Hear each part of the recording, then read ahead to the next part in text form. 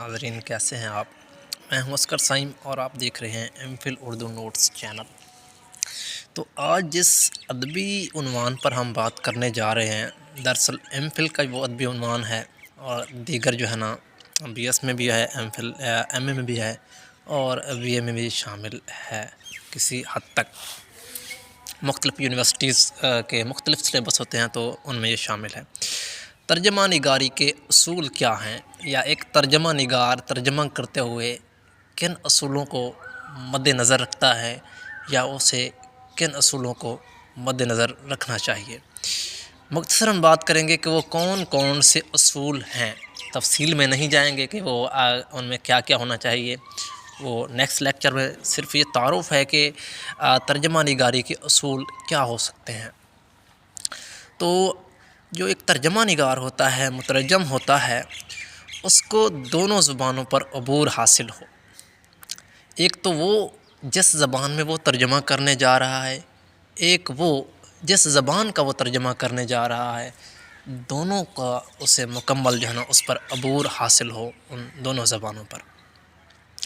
جو دوسرے نمبر پر چیز ہے، اصول ہے، وہ ہے جی فن ترجمہ نگاری سے مکمل واقفیت۔ یہ بھی اسے جو ہے نا مکمل آگاہی ہونی چاہیے کہ ترجمہ کا فن کیا ہے۔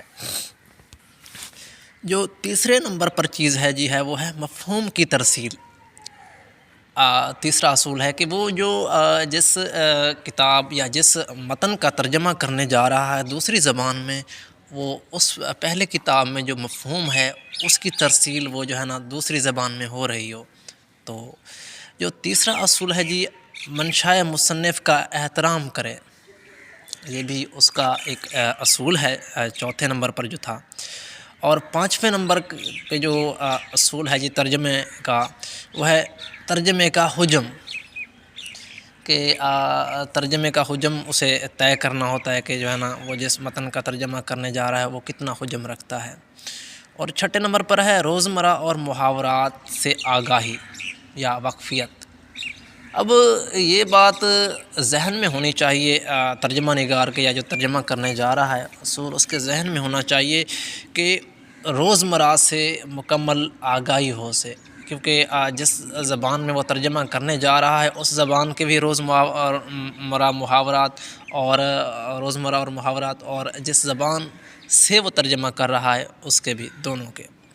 اس کے بعد ہے جی ساتویں نمبر پر ہے جی اسلوب کی یکسانیت۔